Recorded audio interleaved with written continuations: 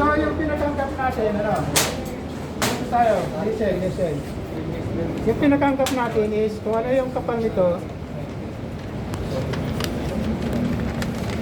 kung ano yung diameter ng welding rod, yun din yung dapat na maging ano natin, ano?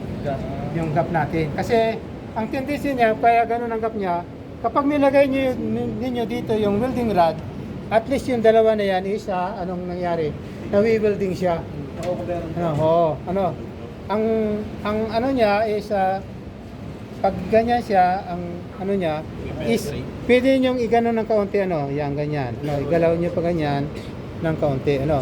Kasi pag nakadiretso na yung ganyan, may air gap siya. Anong tendency siya? Baka mamatay yung ano ng welding rod. Kasi may gap yan pa ganyan eh. Kung ano yung diameter nito, yun din yung taas ng ano ninyo, arcing, ano, maintain ninyo.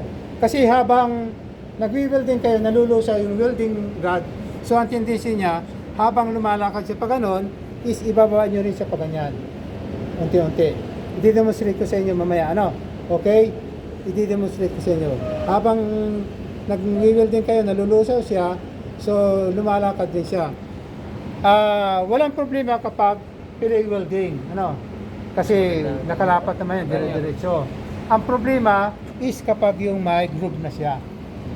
Ang groove niya is 45 degree ang kanyang ano, pinakang groove. So, ganyan siya, no? Dire-diretso siya pag ano. So, yung groove niya, yung kabila, dapat, yung penetration kapag may groove dito, parang naka-welding siya. Hindi yung hindi siya naka-welding, ano. Wala siyang makikitang parang ganito, bukas na, ano. Kailangan buo siya, ano. Okay? Nakakaintindi. May tanong kayo? May tanong? Wala pa kayo? Wala. Pagka-call na yan. Mamaya, mag-demonstrate tayo, ano. Sa pinakang, ano. So, dyan lang muna yan. So, doon sa welding machine, may tanong kayo dito? May tanong kayo sa welding machine? Yung breaker, nandito yung breaker. Nandito yung breaker, ano? Kailangan nakakunik talaga sa Oh. Okay. Oh, at the same time, nandito rin yung, ano, yung plug.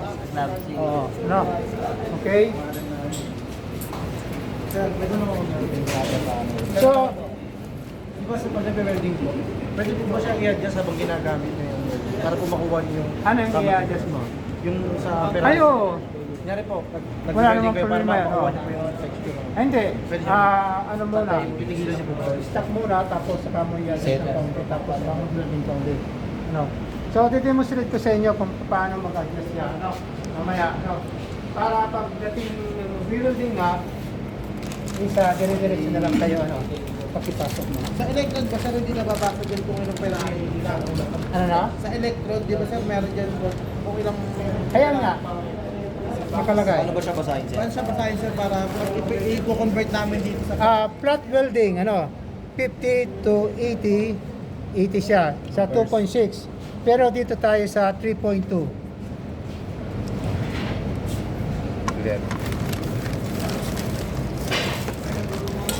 So, 3.2 millimeters ito, ano?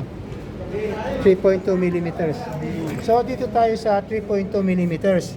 So, 70 to 110. Ayan yung ano niya doon. Takas niya. Ano? Current niya. Oh, yung current niya. Current niya. So, 70 to 110. Kapag 4, 120 to 160. Kapag 5, 160 to 200. So, dito lang tayo, ano? Sa range na ito. Dito makikita. Oh, yan, 70 to 110. Ano? Oh, yan ang kunin niyo, ano? Dito ka nagbatay sir. Oh, dito ka magbabatay sa 3.2. Sa 3.2 magbabatay sir. Doon mo na kukunin yung amperes. Hello! Number one.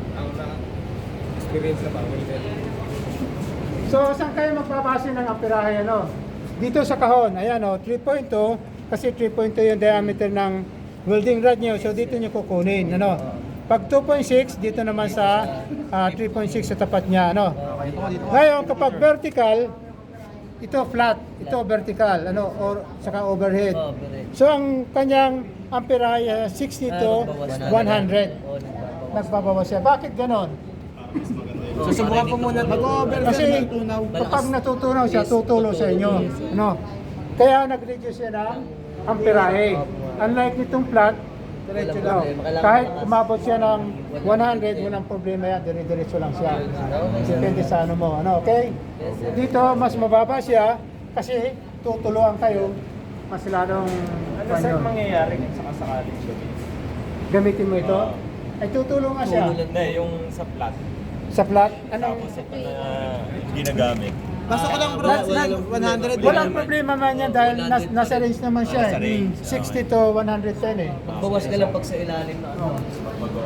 Kailangan lang Yung 70 gagawin mo 60. O di ba, man? Ano? Okay? May tanong pa kayo? May color coding ba yan, sir?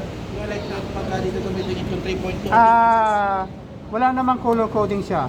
So dito Kaya ka lang lang- bibase sir pag may box. Eh paano sir kung walang box? Ha?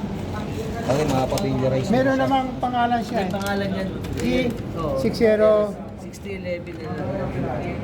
6011 kasi walang Oo, pero walang ano, walang diameter. Dito ka na kukuha. Ano ka ng metro? Ayan o. Repair mo. E7018. Yun o, E7018. Ang pagkakaiba niya, mas maputi itong E6011 Mas maliit. at yung kanyang kulay is light brown. Ano? Para saan to sir? Ito yung E7018, ito yung E6011. Ano? Ang pagkakaiba niya, deep penetration ang 6011, ang 7018 is swallow lang siya. Mababaw. Pangibabaw lang siya. Kaya lang, ang difference ng strength niya, mas anong strength ng E7018 kaysa sa E7011. Kasi ito 70,000 PSI ang kanyang strong. Ano? Kaya niya i-hold. Ito is 60,000 lamang. Kaya ginagamit Mas ito malakas sa to, sir. structural. Ito pang deep penetration lang. Para maganda yung Ilalim, sir. pangilalim, para maganda yung topic. Ang lagay At lang. saka yung penetration ng welding rod. Ano? Okay?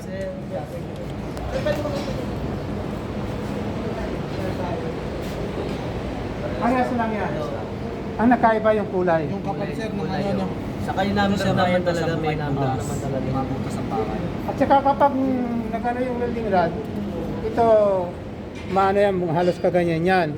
So kapag nagtumigil kayo, ganunin niyo ng kamay ninyo. Tulin para Puputulin niyo para ito lang yung nakalabas yung. Para pag ano niyo, gaganon siya, hindi niyo gaganunin. Yan yung pang spike. Kapag ginanyo yan, ang tindi siya baka mag-stick.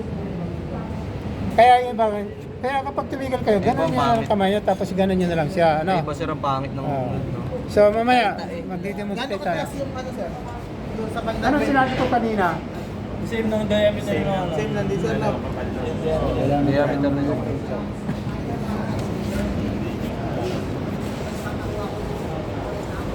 Pag nagano tayo, yan, sunod natin tayo.